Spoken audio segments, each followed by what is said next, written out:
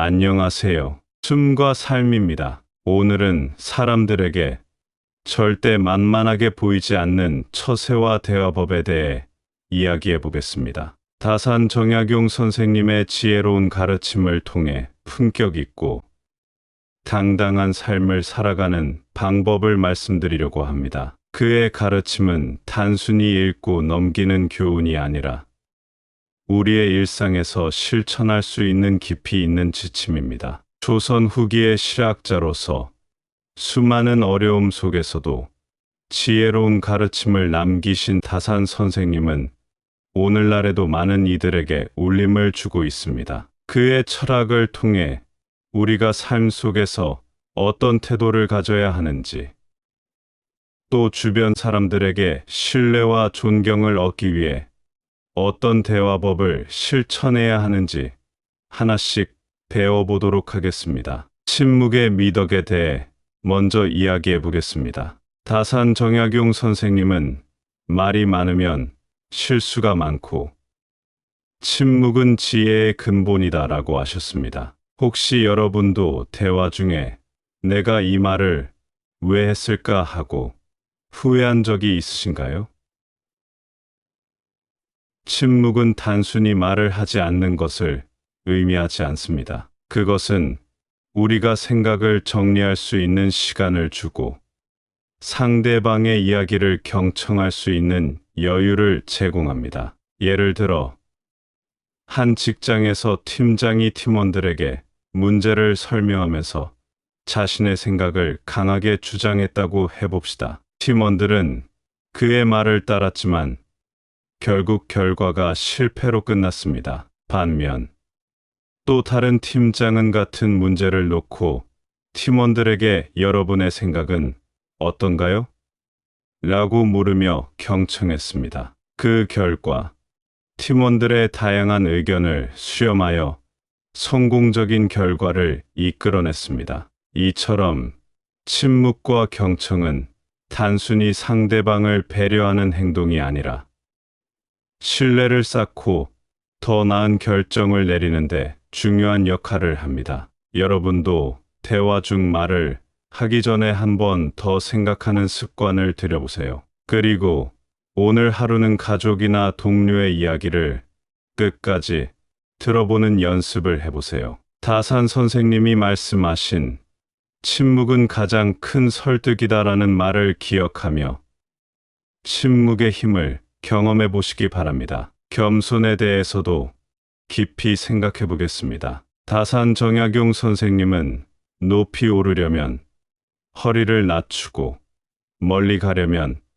자신을 낮추어야 한다고 하셨습니다. 우리는 종종 자신의 성과를 과시하고 싶어 하곤 합니다. 하지만 진정한 겸손은 자신을 낮추는 태도에서 시작됩니다. 한 학생이 자신의 우수한 성적을 자랑스레 이야기한 반면 다른 학생은 제가 이 성적을 받을 수 있었던 건 선생님과 친구들의 도움 덕분입니다 라고 말했습니다. 결국 겸손한 학생은 주변 사람들에게 더 많은 존경과 지지를 받았습니다. 이처럼 겸손은 상대방의 마음을 여는 열쇠이기도 합니다. 여러분도 누군가가 칭찬할 때 감사합니다 라고 간단히 답하며 진심 어린 태도를 보여주세요. 하루가 끝날 때 오늘 내가 누구에게 감사의 마음을 표현했는지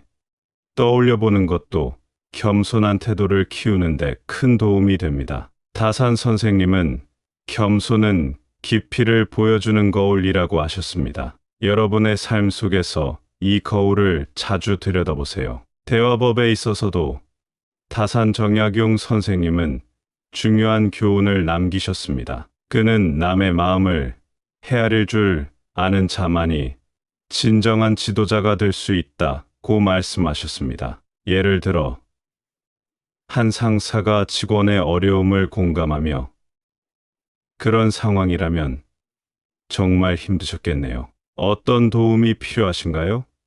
라고 묻는다면 직원은 상사에게 신뢰와 존경을 느끼게 됩니다. 반대로 그건 내가 잘못한 거야. 왜 그렇게 했어?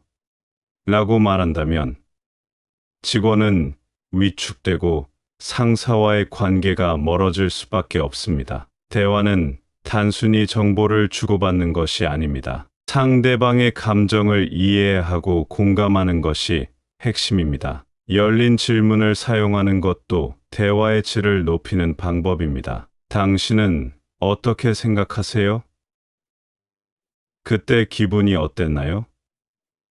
같은 질문은 상대방이 자신의 이야기를 더 잘 풀어낼 수 있도록 돕습니다. 또한 대화 중 상대방의 말을 끊지 않고 끝까지 들어주는 것도 중요합니다. 여러분도 대화가 끝난 후 상대방의 감정을 떠올려 보고 그들의 입장에서 생각해 보세요. 다산 선생님이 말씀하신 공감은 관계를 깊게 만드는 가장 강력한 도구라는 말을 떠올리며 대화를 통해 주변 사람들과 더 깊은 관계를 만들어 보세요. 내면을 단단히 가꾸는 것 역시 다산 정약용 선생님이 강조하신 부분입니다. 그는 자신의 내면을 가꾸지 않으면 바깥 세상은 흔들림만을 줄 뿐이다라고 하셨습니다. 내면이 단단한 사람은 외부 환경에 쉽게 흔들리지 않습니다. 이것은 끊임없는 배움과 성찰에서 시작됩니다. 하루 10분이라도 자신만의 독서 시간을 가져보세요. 예를 들어 역사적 인물의 전기를 읽거나 철학 서적을 통해 새로운 시각을 배우는 것도 좋은 방법입니다. 그리고 하루를 돌아보며 간단한 일기를 써보세요. 오늘 내가 잘한 일, 내일 개선하고 싶은 점을 적으며 스스로를 이해하는데 시간을 투자해보세요. 또한 새로운 것을 배우는데 두려워하지 마세요. 다산 선생님처럼 끊임없이 배움을 추구하는 자세를 가져보시길 바랍니다. 유배지에서도 학문을 멈추지 않았던 다산 선생님의 태도는 우리에게 큰 영감을 줍니다. 내면의 힘을 키워 외부의 어려움에도 흔들리지 않는 자신을 만들어 보세요.